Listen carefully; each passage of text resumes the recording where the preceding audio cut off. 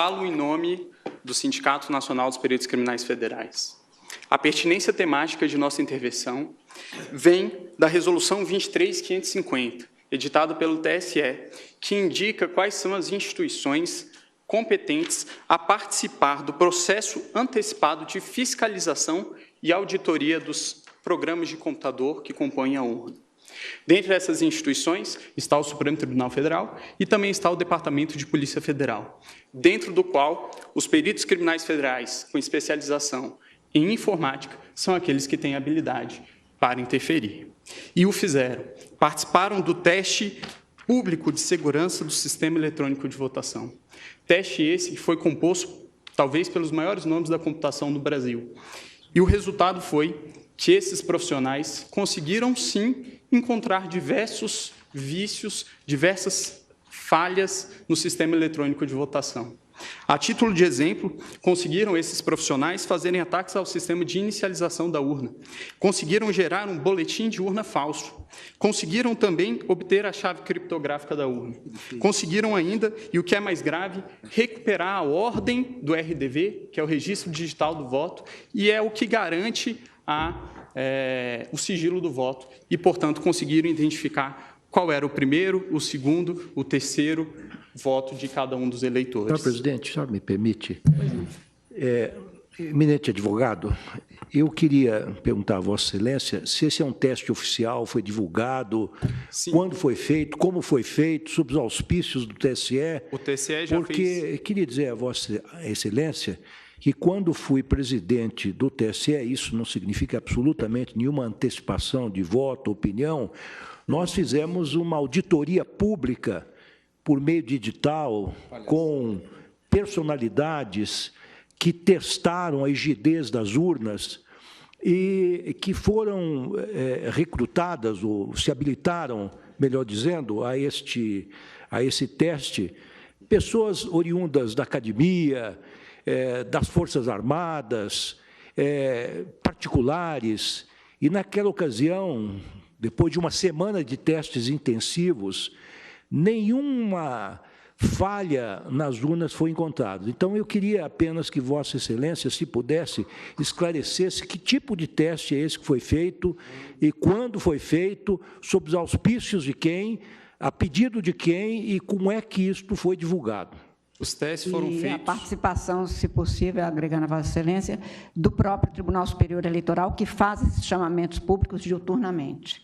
Os testes... Porque essa, senhor presidente, é uma imputação muito séria. Da maior gravidade. Da maior gravidade. Séria, e precisa verificar a verossimilhança disso.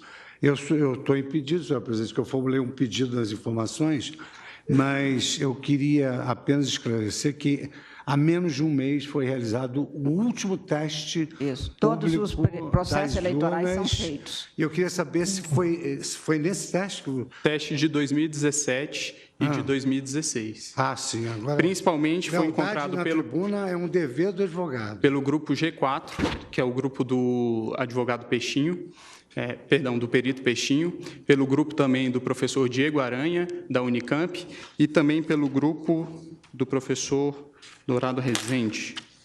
Ok? Se o relatório do TSE... Só para deixar isso claro, o TSE, com licença do advogado, o TSE, a rigor, sempre fez esses testes. Todos os chamamentos são feitos. E isso está, inclusive, nos atos normativos que balizam toda essa questão.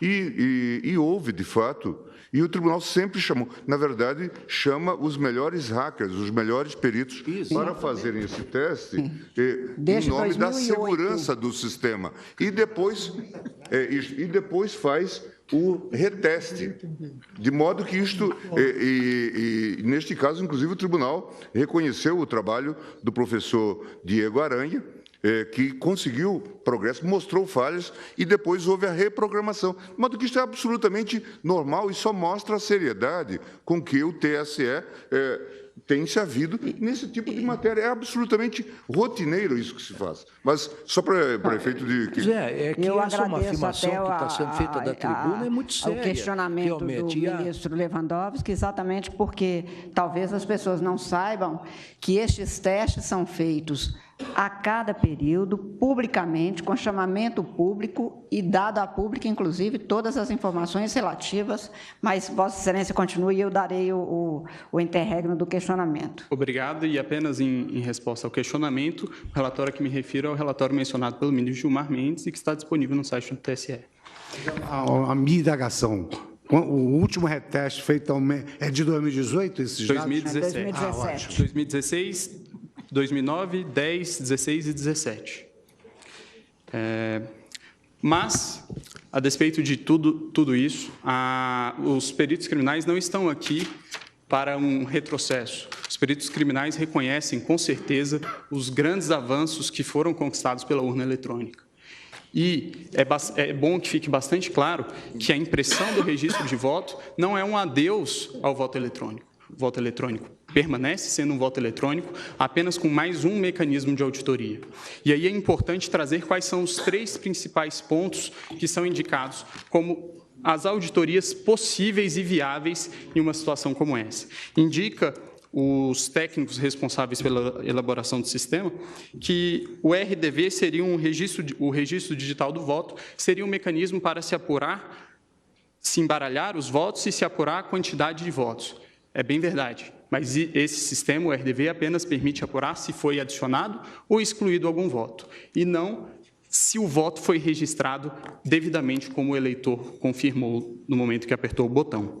O boletim de urna, do mesmo modo, ele permite sim uma auditoria, mas ele permite a auditoria da conferência conquistada escrito no boletim de urna com os resultados que foram apresentados no site do Tribunal Superior Eleitoral. Mas ele não permite, novamente, se verificar se o voto foi registrado de maneira adequada. E, por fim, a votação paralela, que resolveria essa situação que apresento, que seria o ato de se pegar algumas urnas no dia da eleição e fazer a simulação de uma votação para se verificar se a urna registrou adequadamente os votos.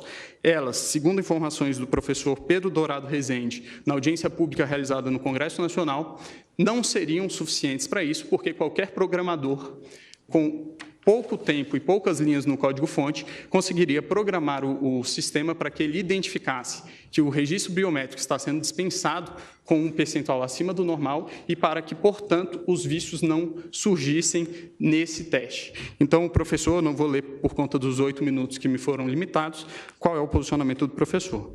E indica ainda o professor Diego Aranha, que existe ainda a possibilidade de fraude interna. Obviamente, os peritos criminais não estão aqui a dizer que existe algum tipo de fraudador dentro do TSE, nunca diremos isso e acreditamos que todos que estão lá são corretos. Mas o que está a se dizer aqui é que a democracia de um país não pode estar sujeita ao controle de alguns poucos técnicos que têm acesso ao código-fonte e também às chaves criptográficas. É necessário haver um controle do controlador. Garantir a auditoria ao próprio sistema eletrônico, que se pretende ver se está sendo fraudado ou não, é garantir ao fraudador fraudar a própria auditoria. Então, a impressão do voto, ele permitirá que, em eventual situação de dúvida a respeito da rigidez do processo de escrutínio, possa haver efetivamente uma auditoria. E em relação a algumas das preocupações que foram trazidas pela Procuradora-Geral, várias delas já foram respondidas por uma resolução que veio a ser editada posteriormente pelo TSE, que é a Resolução 23.521, que dispõe, inclusive, como funcionaria no caso de a urna dar um problema, a impressora travar. Dispõe a resolução que existirá também uma impressora de contingência, haverá um lacramento sem contato humano para que essa impressora possa ser substituída. Também em relação ao argumento de que deficientes visuais não teriam como verificar o voto impresso, foi editado também em 2017 a Resolução 23.554 pelo TSE, que dispõe que o deficiente visual poderá ser acompanhado de uma pessoa de sua confiança.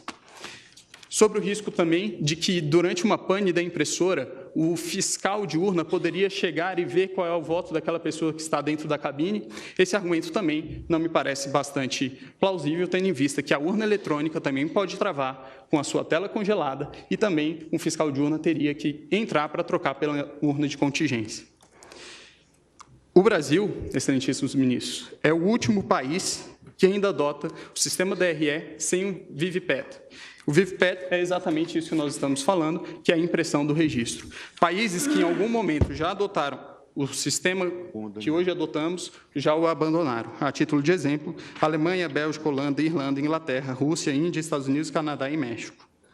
Por fim, excelências, utilizaria aqui mais uma vez a fala do professor Diego Aranha, que o ministro Gilmar mencionou, quando se trata dos argumentos de preço de viabilidade temporal.